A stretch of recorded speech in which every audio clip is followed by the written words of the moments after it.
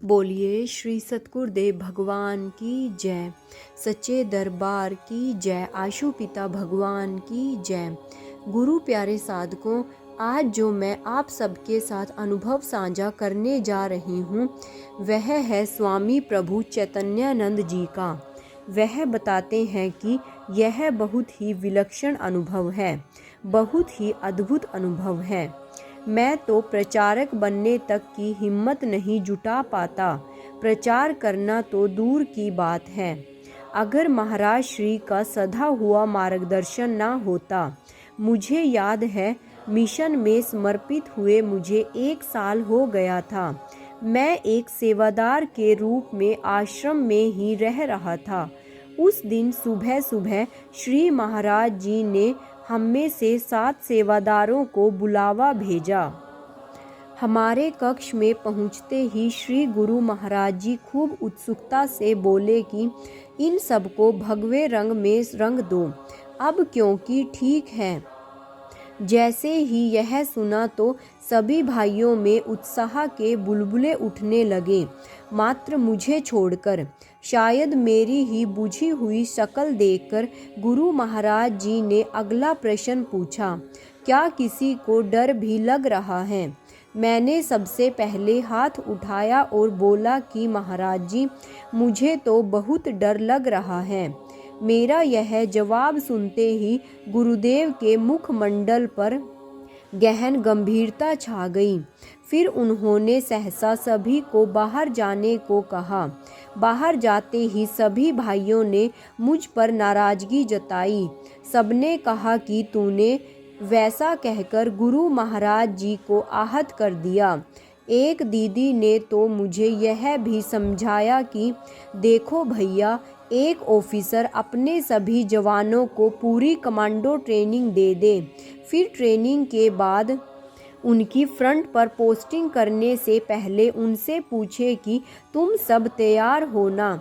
अगर इस समय कोई जवान पलट कर कह दे कि नहीं, मुझे तो डर लग रहा है, तो ऐसे में उस ऑफिसर पर क्या गुजरेगी। जैसे मैंने यह बात सुनी और समझी तो मेरी आंखों में आंसू आ गए। बस एक बार, सिर्फ एक बार मैं महाराज जी के पास बैठकर उनसे क्षमा मांगना चाहता हूँ।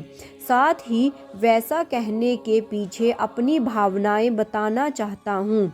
मैं बहुत विचलित हो गया था। आश्रम का एक कोना ढूंढ रहा था जहाँ चुपके से जी भरकर मैं रो लूं। तभी उसी वक्त एक गुरु भाई मेरे पास दौड़ता हुआ आया। हाँफता हुआ बोला कि आपको गुरु महाराज जी ने बुलावा भेजा है। मैं सरपट दौड़ा कक्ष में। जब पहुंचा तो गुरु महाराज जी एक डायरी में कुछ लिख रहे थे। मैंने थोड़ा सा जाकर देखा तो पंक्ति बंगला में लिखी हुई थी और मैं हैरान और खुश दोनों हुआ, क्योंकि मैं एक बंगाली हूँ। इसलिए मेरी हमेशा से ख्वाहिश थी कि महाराज जी मुझे बंगाली में कुछ समझाएं। आज वही शुभ घड़ी आ गई थी। इससे पहले कि मैं अपनी कहानी शुरू करता, गुरु महाराज जी ही बोल पड़े कि हंसी हंसी बोल, आगे बोल। मैं कुछ समझ नहीं पाया। गुरु महाराज जी बोले कि हंसी हंसी पर्बो फांसी। इतना सुनते ही मुझे बंगला का यह लोकप्रिय गीत याद आ गया। मैं बोला कि हंसी हंसी पर्बो फांसी, देख बे भारतवासी, एक बार विदाई दे माई, घूरे आसी। गीत सुनकर महाराज जी बहुत प्रसन्न हुए। उन्होंने बंगला में मुझसे पूछा, यह गीत किसने लिखा था? पर इधर मैं बुद्धू महाराज जी को इतना प्रसन्न और बंगला में बोलता देख मेरे दिमाग की तो आधी बत्तियां फ्यूज हो गई। मैं अंग्रेजी में बड़बड़ाने लगा, Maharaj ji, he was a freedom fighter, he was a young lady. दरअसल मैं उनका नाम भूल गया। महाराज जी बुलंद आवाज में बोले, खादीराम बोस। जानता हूँ यह गीत उन्होंने कब गाया था, जब उन्हें फांसी की सजा होने वाली थी। अंग्रेजों ने उनसे पूछा कि तुम्हारी आखिरी ख्वाहिश क्या है। तब उन्होंने भारत माता को आखिरी सलाम देते हुए यही गीत गाने की इच्छा जाहिर की थी। इसका अर्थ है कि मैं हंसते हंसते फांसी पर चढ़ जाऊंगा।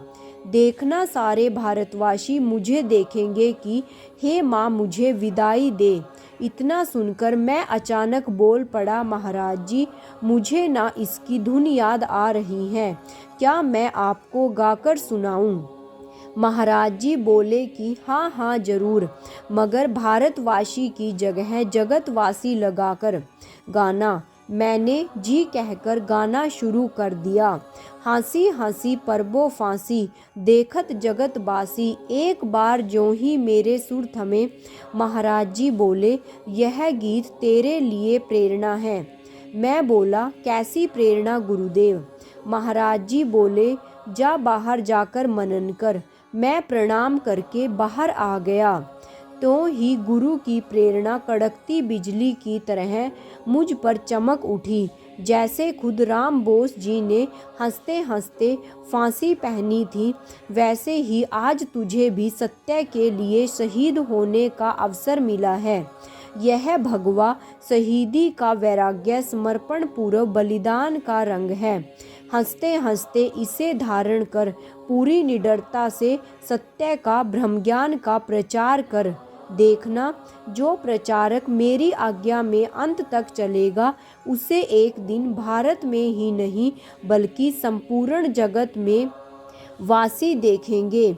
यह विश्व को सही राह दिखा पाएंगे।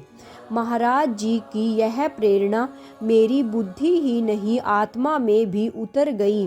तभी मैं प्रचार की वेदी को माथे से चूमकर समर्पित हो पाया। इसलिए सच्चाई यही है कि प्रचार की राह पर लाने वाले महाराज जी, चलाने वाले महाराज जी और कदम कदम पर सफलता दिखाने वाले महाराज जी। महाराज जी गुरु किस प्रकार अपने शिष्य को मार्गदर्शन करता है, क्योंकि एक शिष्य के अंदर इतना समर्थन नहीं होता कि वह गुरु की आज्ञा में चल सके, पर गुरु इतना समर्थवान होता है कि वह एक शिष्य को संभाल लेता है। योगानंद परमहंस जी कहते हैं कि अगर एक शिष्य भक्ति पथ से भटक भी जाए तब भी उसका गुरु पूर्ण प्रयासरत रहता है, हर मौका संभालता है कि वह किसी तरह उसको भक्ति पथ पर वापस ला सके। गुरु प्यारे साधकों, अगर आपने इस अनुभव को पूरा श्रवण किया है तो प्लीज़ कमेंट बॉक्स में जय महाराज जी की लिखना मत भूलिएगा। धन्यवाद। जय महाराज जी की। जय श्री राम। ओम श्री आशुतोषाय नमः।